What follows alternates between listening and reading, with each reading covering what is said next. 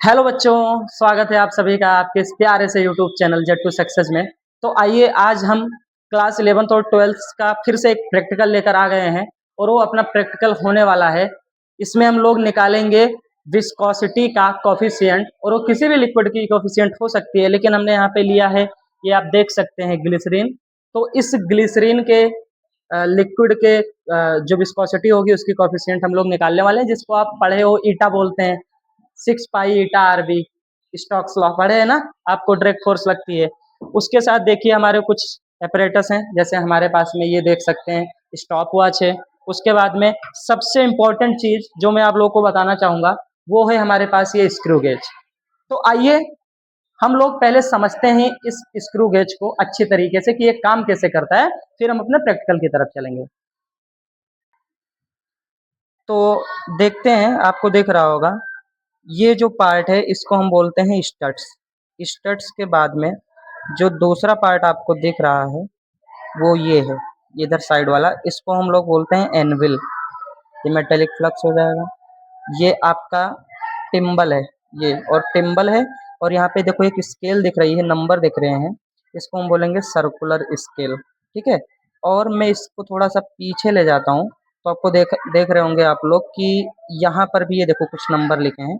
तो इस नंबर को हम बोलते हैं, इस स्केल को बोलेंगे मेन स्केल या फिर लीनियर स्केल, क्योंकि ये लीनियर होगी और ये सर्कुलर होगी क्योंकि ये सर्कुलर ऐसे घूम रही है। उसके बाद में हम बात करें इसकी, तो ये हब होता है इस पोर्शन का नाम। और ये जो सबसे पीछे है इसको हम रेचेट बोलते हैं। तो ये कुछ पार्ट्स के नाम हो गए। अब हम देखेंगे कि स्क्रू गेज से हम मेजर कैसे करते हैं। तो जैसे हमको कुछ भी मेजर करना है तो हम इसको इस बीच में रखेंगे और यहाँ से रेचेट की हेल्प से हम इसको टाइट कर देते हैं। तो जब हम इसको टाइट कर देंगे ना, तो फिर ये सर्कुलर स्केल का क्या यूज है वो समझना पड़ेगा। तो सबसे पहले हम इसके यूज की अगर बात करें, तो यहाँ पे देख रहे होंगे आप लोग, कुछ लाइनें, छोटी छोटी लाइनें दिख रही हैं। तो इनके बीच में जो गैप है उसको हम लोग बोलते हैं पिच। पिच बोलेंगे। तो वहां से हम पहले इस पूरे का लिस्ट काउंट निकाल लेते हैं, जैसे पिछली वीडियो में हमने लिस्ट काउंट निकाला था, उसी तरीके से यहाँ पर भी हम लिस्ट काउंट निकालेंगे, इस स्क्रू गेज का लिस्ट काउंट कितना होता है। तो लिस्ट काउंट का जो फार्मूला होता है बेटा, वो होता है pitch upon total number of division. अब पिच क्या होता है, अभी हमने बताया कि जब ये दो लाइन होती है तो इनके बीच में जो गैप होता है ना, इसको हम बोलते हैं पिच। अब ये जो पिच है, ये निकालने का, फिर से पिच निकालने का फॉर्मूला होता है ट्रेवल्ड डिस्टेंस बाय टिम्बल नंबर ऑफ अपॉन में number of rotation of circular scale. अब चलो पिच निकालते हैं, तुमको दिखाते हैं पिच कैसे निकलेगा। पिच निकालने का तरीका देखो। पिच हमारी क्या है, पिच यही है, ये जो दोनों के बीच में गैप दिख रहा है। लेकिन अब ये पिच कैसे निकालेंगे, तो ट्रेबल डिस्टेंस बाय टिम्बल। तो सबसे पहले उसको करना क्या पड़ेगा, ये जो टिम्बल है ना, इस टिम्बल को मुझे लाना पड़ेगा इधर जीरो की तरफ। एकदम हम इसको जीरो पे लेकर आएंगे। तो जीरो पे लाने के लिए इसको मैंने पूरा घुमा दिया है। अब आप देख सकते हैं ये लाइन, आपको ये लाइन दिख रही होगी, उसके सामने ये वाली लाइन बिल्कुल जीरो पर है, जीरो पर है। अब देखो मैं इसको राउंड में घुमाने जा रहा हूँ, जैसे मैंने मान लिया एक सेकंड, ये देखिए मैं फिर से जीरो पे आ गया, घूम के कहाँ पे आ गया, जीरो पे। ये एक रोटेशन कंप्लीट हुआ, याद रखना, एक रोटेशन हो गया। चलो एक रोटेशन और लेते हैं, फिर से जीरो आ जाएगा तो दो रोटेशन हमारे कंप्लीट हो जाएंगे। ये देखो दो रोटेशन आ गया। लेकिन यार जब दो रोटेशन आया ना, तो तुमको ध्यान से देखो, यहाँ पे दो लाइनें दिख रही हैं अंदर। यानी कितनी लाइनें कवर की इसने, दो लाइनें कवर की। यानी कि डिस्टेंस कितना कवर हुआ, दो लाइन का। तो हम यहाँ पे बोल सकते हैं कि टिम्बल ने डिस्टेंस कितना कवर किया, दो लाइन का, दो लाइन। और एक लाइन के बीच में डिस्टेंस मिलीमीटर में यहाँ पे होती है, तो 2 मिलीमीटर। और रोटेशन कितना लगा, दो बार मैंने जीरो लाया, यानी दो रोटेशन लगा। तो यानी ये कट होके आ गया 1 मिलीमीटर। यानी एक बात तो क्लियर हो गई कि पिच जो होती है वो 1 मिलीमीटर है।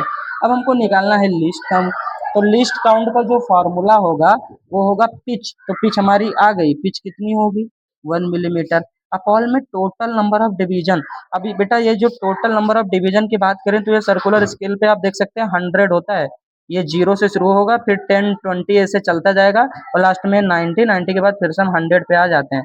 यानी कितने 100 डिविजन होते हैं। तो 100 से इसको डिवाइड कर देंगे, तो ये 0.1 0.01 मिलीमीटर जो है आपका आ जाएगा लिस्ट काउंट। सेंटीमीटर में करेंगे तो 0.001 सेंटीमीटर। तो हम उम्मीद करते हैं अभी तक आपको वीडियो समझ में आया होगा कि लिस्ट काउंट हम कैसे निकालेंगे स्क्रू गेज का pitch upon total number. Pitch निकालने का भी अलग से फॉर्मूला बता दिया कि रोटेशन तुम कितने भी रोटेशन ले लोगे, जैसे मैंने 2 रोटेशन लिया था, तुम चाहो तो 4 रोटेशन ले सकते हो। तो देखना कि बीच में कितनी लाइन दिख रही है, तो ऊपर उतना उतना डिस्टेंस हो जाएगा। हमको 2 लाइन दिखी थी 2 रोटेशन के बाद, तो 2/2 किया 1, फिर भी रिजल्ट आपका सेम ही आने वाला है। पिच हमेशा 1 मिलीमीटर होती है, कंफर्म है। और जैसे ही पिच आ गई तो अपॉन में हमने total number of division divide कर दिया 100 से, हमारा लिस्ट काउंट निकल गया। तो दोस्तों आप लोग देख सकते हैं कि हमको जैसे स्क्रू गेज का काम क्या होता है, रेडियस निकालना। किसी भी थिन चीज का हम लोग रेडियस निकाल सकते हैं, वो भी कैसा, जो सर्कुलर शेप होता है। तो जैसे बॉल का हम लोग रेडियस निकाले हैं, अब रेडियस कैसे निकालने हैं आप लोग देख सकते हैं। हमने इसको टाइट कर दिया है रेचेट की हेल्प से। यहाँ पे देख सकते हैं, इधर जो हमारा स्पाइंडल है, इधर जो हमारा एनविल है, इस दोनों ने बॉल को अच्छे से कवर कर लिया है, टाइट कर लिया है। अब मेन स्केल पे अगर आप देख पा रहे होंगे तो ये 15 नंबर है, 15 के बाद 16 और ये 17, टोटल 17 लाइन है। यानी मेन स्केल जो हमारी है वो कितने लाइन कवर कर चुकी है, 17। अगर मैं बात करूं कि हमारी सर्कुलर स्केल ये कहाँ पर है, तो आप देख सकते हैं ये हमारी लाइन है और इस लाइन के जस्ट सामने ये 13 नंबर लिखा हुआ है। यानी जो सर्कुलर स्केल है ये 13 नंबर पे पहुंच चुकी है, और जो मेन वाली लीनियर वाली स्केल है ये हमारी 17 नंबर तक दिख रही है, 17 लाइन दिख रही है। अब हम चलो दिखाते हैं तुमको कैसे करना है। तो हमने देखा कि यहाँ पर मेन स्केल जो थी वो कितनी है, 17 मिलीमीटर, ठीक है। अगर हम बात करें कि सर्कुलर स्केल कहाँ पर थी, तो अभी आपने देखा 30 मिलीमीटर पे थी, ये भी ठीक है। तो अगर हमको टोटल बताना है नंबर, तो टोटल डायमीटर बताने के लिए हम क्या करेंगे, main scale plus circular scale में लीस्ट काउंट का मल्टीपल कर देते हैं। अच्छा, लीस्ट काउंट जो हमारा है वो 0.1 मिलीमीटर है या फिर 0.001 सेंटीमीटर है। ये सारी चीजें मिलीमीटर में होती हैं। अभी थोड़ी देर पहले मैंने आपको बताया था कि जो स्क्रू गेज में लाइंस होती हैं उनके बीच का डिफरेंस मिलीमीटर में होता है। तो अगर हम लीस्ट काउंट यहाँ पे रखें तो मिलीमीटर वाला रखें या सेंटीमीटर वाला रखें, सर ये सारी चीजें मिलीमीटर वाली है तो मिलीमीटर वाला ही रख देते हैं, ठीक है। तो हमने अभी एक एक्सपेरिमेंट किया, उसमें हमने देखा कि ये जो मेन स्केल थी उसकी रीडिंग कितना है, 17, तो ठीक है इसकी जगह 17 हो गया, प्लस ये कितना आया, 30 आया, ठीक है सर। लिस्ट काउंट मिलीमीटर वाला लेना है, ले लो 0.01, यानी 17 प्लस 30 बन जा, ये 30 आएगा, और पॉइंट 2 पॉइंट के बाद 0 यानी 0.30 आएगा।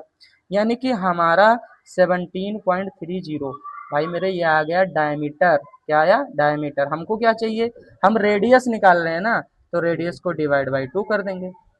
तो डिवाइड बाई 2 करेंगे तो ये यहाँ से 0 से 0 जाएगा, 173 पॉइंट कितना हो जाएगा, 20, है ना। तो ये 173/20 होगा, सॉरी कैलकुलेशन में थोड़ा सा मिस्टेक हो गई है। ये कितना आएगा, 2 8 जा 60 होता है, यानी 160, और यहाँ पे 130 बचेगा, मतलब 8.6, फिर 5 यानी 50, हाँ ठीक है, 8.65 मिलीमीटर के आसपास में ये अपना रेडियस हो जाएगा। और ये अपना एक का निकाला है मैंने, ये देखो आप, मैंने रेडियस एक बॉल का निकाल के एक टाइम निकाल के बताया है। ऐसे ही हम अलग अलग साइज की बॉल्स लेंगे और उसका रेडियस निकालेंगे, और सबकी अलग अलग रेडियस आएंगी, और फिर उनका हम मीन ले लेंगे तो हमारी रेडियस आ जाती है। लेकिन रेडियस निकालने का तरीका क्या होता है वो मैंने आपको बता दिया है, तो उम्मीद करते हैं कि आपको ये चीज़ समझ में आई होगी। अब हम चलते हैं अपने अगले स्टेप की तरफ। तो आप लोग देख सकते हैं ये ग्लिसरीन है। अब मैं इसमें बॉल डाल के टर्मिनल वेलोसिटी देखूंगा। अभी मैं क्या करने वाला हूँ, देखो ग्लिसरीन ये बच्चा डाल रहा है, जो कि मेरा ही स्टूडेंट है, ये खुद देखो ग्लिसरीन डाल रहा है। अब ये जार में ग्लिसरीन डालेगा, और ये ग्लिसरीन कहाँ तक, ज्यादा से ज्यादा ये 250 ml का जार है, तो हम 225 ml तक ही ग्लिसरीन डालेंगे। अच्छा, ग्लिसरीन हमने लिया क्यों है, तो ग्लिसरीन हमने इसलिए लिया है क्योंकि इसकी विस्कोसिटी काफी अच्छी होती है। हम यहाँ पे वाटर नहीं ले सकते, अगर हम यहाँ पे वाटर का यूज कर देंगे तो एक्सपेरिमेंट पॉसिबल ही नहीं हो पाएगा, इसलिए हम लोग यहाँ पे ग्लिसरीन लिए हैं। तो ये देखिए ये भी कंप्लीट होने वाला है, और ये 225 के आसपास पहुंचेगा, हम थोड़ा सा ऊपर छोड़ देंगे। चलिए ठीक है, अभी और डालो और डालो, 250 तक कर लो, कोई बात नहीं, क्योंकि हमारे पास जगह ऊपर खाली पड़ी है। ऐसा नहीं है कि हम बॉल डालेंगे तो ऊपर से ग्लिसरीन ऊपर आ जाएगा। तो आप डाल सकते हो, डाल दो, कोई बात नहीं है, डाल सकते हो, पूरा डाल दो क्योंकि हमारे पास जगह काफ़ी है। बस करते हैं, बस। तो आप लोग देख सकते हैं हमने पूरा ग्लिसरीन फिल कर लिया है इसके अंदर। तो ये हमारे पास है स्टॉप वॉच। अब ये काम कैसे करता है, देखिए जैसे मैं इसको ऊपर करूंगा, अब ये देखिए सेकंड बढ़ना स्टार्ट हो गया। ठीक है, अब इसको मुझे स्टॉप करना है तो नीचे करना पड़ेगा। अब ये यहाँ पे आ गया ना, फिर से मुझको इसको रीसेट करना है तो बस ऐसे कर देंगे, ये देखिए रीसेट हो गया। अब चलिए हम करके दिखाते हैं, करेंगे क्या एक्चुअल में। हमारे पास में ये कुछ बॉल्स हैं, ये मेटेलिक बॉल्स हैं। ये हमारे पास में स्टील की बॉल है और ये हमारे पास में कॉपर की बॉल है।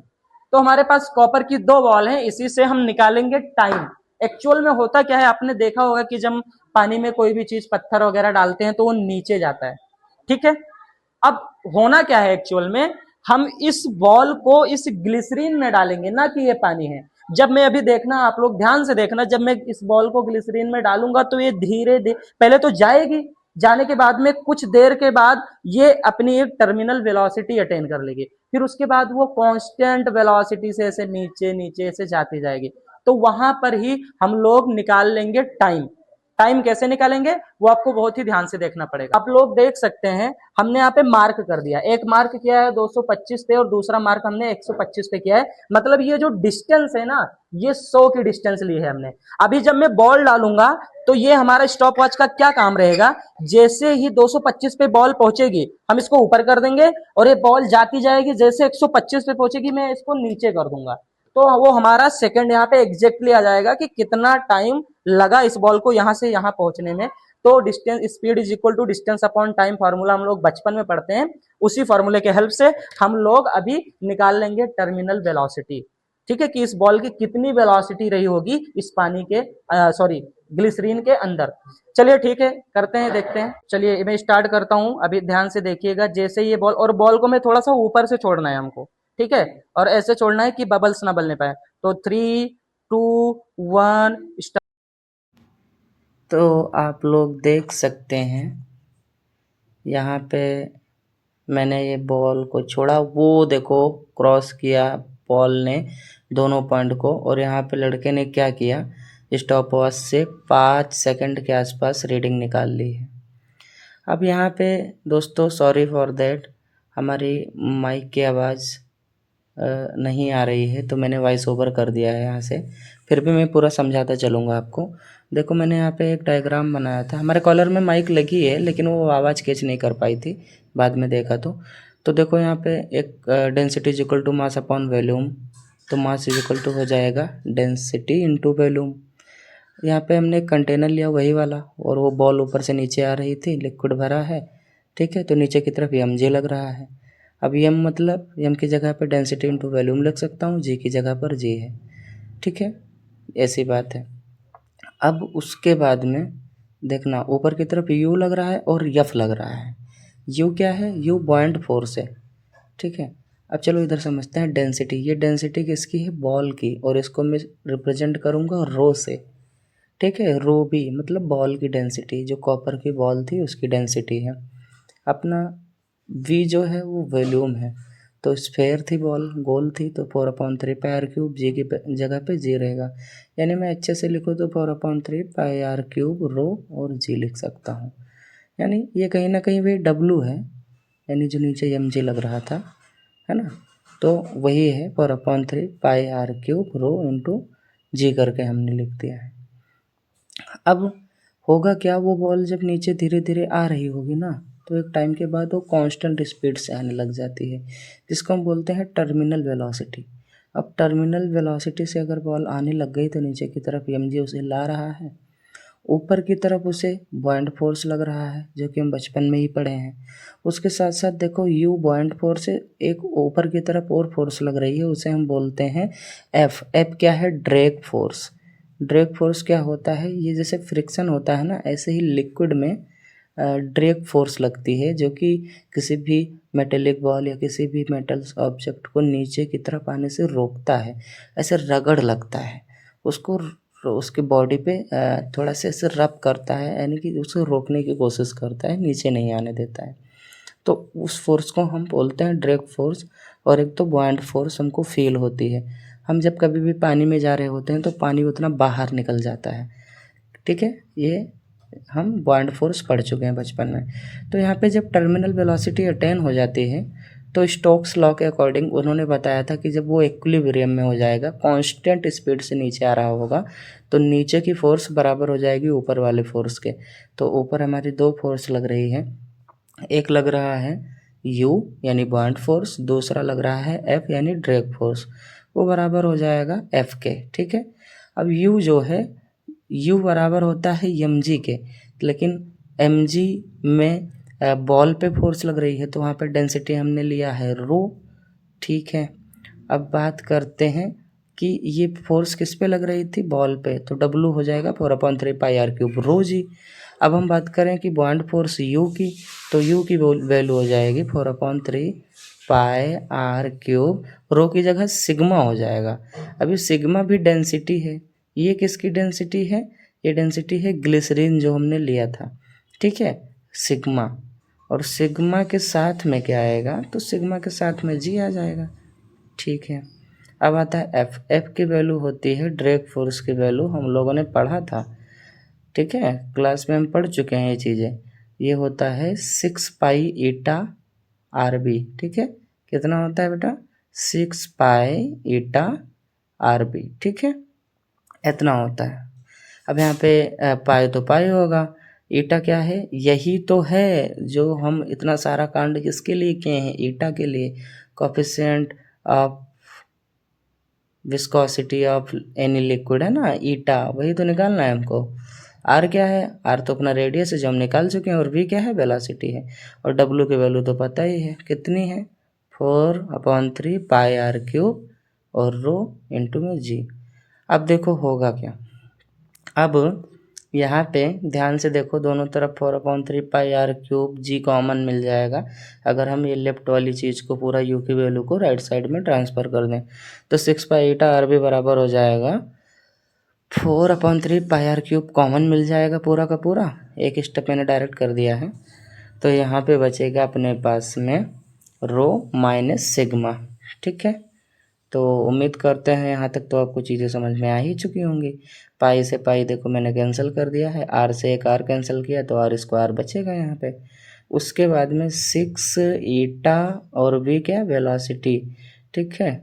ये इज इक्वल टू हो जाएगा किसके, इज इक्वल टू हो जाएगा 4/3 और R² बचा है, और क्या बचा है, G बचा है, और इधर रो माइनस सिग्मा, ठीक है, कोई दिक्कत नहीं है सर। सर हमको ईटा चाहिए, ईटा निकालना है, वही तो अपने टॉपिक का एक्सपेरिमेंट का नाम है, आपने थंबनेल में ही देख लिया होगा, यही तो अपना प्रैक्टिकल था, ईटा निकालना, ठीक है। तो ईटा निकालना है हमको, तो ईटा क्या हो जाएगा हम लोग देखेंगे, ईटा इज इक्वल टू हो जाएगा, ये 6 नीचे जाएगा, बिल्कुल सह जाएगा, लेकिन ये 6 2 3 जा और ये 2 2 जा 4 से कैंसिल हो जाएगा, ठीक है। तो ऊपर इधर बचेगा 2 और नीचे 3 3 जा मिलकर 9, और यहाँ पे R² बचा, G बचा, रो के साथ में माइनस सिग्मा बचा, ठीक है। सर ये लो, ये आ गया अपना, और नीचे V बचेगा, हाँ ठीक है, वेलोसिटी, ये अपना ईटा आ गया, यानी कोफिशिएंट, यही तो हमको निकालना था, वेरी वेरी इंपॉर्टेंट। हमने डेरिवेशन भी कर लिया, एग्जाम में आ सकता है आपके बोर्ड एग्जाम में, ठीक है। डेरिवेशन करना भी हमने देख लिया, थ्योरी भी देख ली, और साथ में प्रैक्टिकल हमने क्यों किया, क्योंकि हमको इस कोफिशिएंट ऑफ विस्कोसिटी ईटा में, अच्छा देखो पहले मैं यहाँ पे बता रहा हूँ, बी लिखा है नीचे, बी मतलब बॉल की डेंसिटी, और वो सिग्मा की वैल्यू 1.26 लिखी है, ग्राम पर सेंटीमीटर क्यूब यूनिट में लिखेंगे, वो सिग्मा है अपना ग्लिसरीन का डेंसिटी, और जिसके नीचे बी लिखा है रो है, उसकी वैल्यू होती है 8.9 ग्राम पर सेंटीमीटर क्यूब, ये अपनी ग्लिसरीन की वेलोसिटी है, ठीक है। अब बात करें 2/9, तो कांस्टेंट है, वही रहने वाला है। आर, अब आर याद करो, आर हमने वो निकाला था वहाँ पे स्क्रू गेज से, रेडियस निकाल लिए थे ना हम, कैसे निकालेंगे पता ही है। अब आप जो लेंगे उस हिसाब से, आप जैसी बॉल लेंगे उसका रेडियस आप निकाल लेना। बचा वी, वेलोसिटी, तो वेलोसिटी के लिए हम फार्मूला लगा सकते हैं speed is equal to distance upon time. अच्छा, तो ये बताओ, अगर मैं स्पीड यानी वेलोसिटी सेम बात है, तो अगर मैं स्पीड की जगह पे इसको वेलोसिटी v कर दो कोई दिक्कत, तो v is equal to distance upon time. अब डिस्टेंस क्या है, तो डिस्टेंस याद करो, थोड़ी देर पहले हमने जब जार में ग्लिसरीन डाला था, वो देखो मैं हाथ से बता रहा हूँ, 100 का गैप लिया था, 125 से 225, बॉल कहाँ से स्टार्ट हुई कहाँ पे एंड हुई, टाइम मैंने मेजर किया था, तो डिस्टेंस वो 100 थी और टाइम कितना 5 सेकंड लगा था। तो डिस्टेंस 100 और अपॉन में टाइम 5 सेकंड, यानी कि वेलोसिटी 20 आएगी, 20 सेंटीमीटर पर सेकंड, वहाँ से वेलोसिटी आ जाएगी।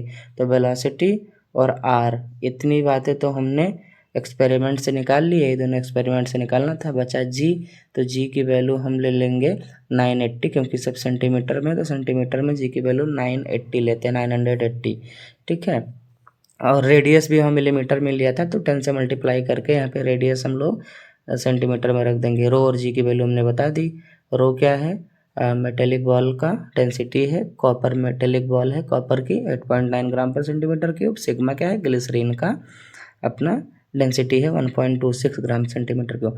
देखो मैं फिर से बता रहा हूँ कि जब कोई भी ऑब्जेक्ट नीचे आता है बेटा, तो ये ऑब्जेक्ट अच्छे से नीचे नहीं आ पाता, इसको कोई रोकता है, नीचे नहीं आने देता, ऊपर की तरफ कुछ लग रहा होता है, वही ऊपर लग रहा होता है अपना बॉन्ड फोर्स, और साथ में विस्कोसिटी यानी ड्रैग फोर्स लग रही होती है, ठीक है।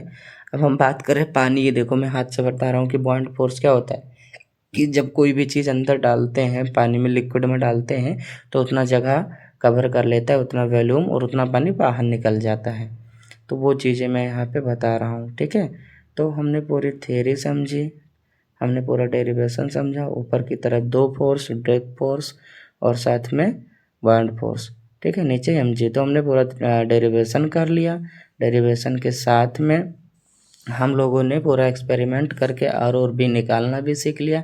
अब आप इस फार्मूले में वैल्यू पुट करके आर और बी की, जी की, रो की, सिग्मा की, सबकी आप आराम से विस्कोसिटी निकाल के बता पाओगे, ठीक है। तो हम उम्मीद करते हैं कि आपको ये वीडियो पूरी तरीके से बेटा अच्छे से समझ में आया होगा। यार हम बहुत मेहनत करते हैं, देखो रात को मैं एडिटिंग कर रहा हूँ, पूरा साथ में कितनी चीज़ें मैनेज कर रहा हूँ यार। थोड़ा अगर आप लोग सपोर्ट दिखाएंगे, दोस्तों के साथ शेयर करेंगे, तो हम ज़रूर कुछ ना कुछ आगे आपके लिए ऐसे लेकर आते रहेंगे। और हम उम्मीद करते हैं आपको वीडियो समझ में आया होगा। अगर समझ में आया तो दोस्तों के साथ शेयर कीजिए। मिलते हैं नेक्स्ट वीडियो में, तब तक के लिए जय हिंद जय भारत।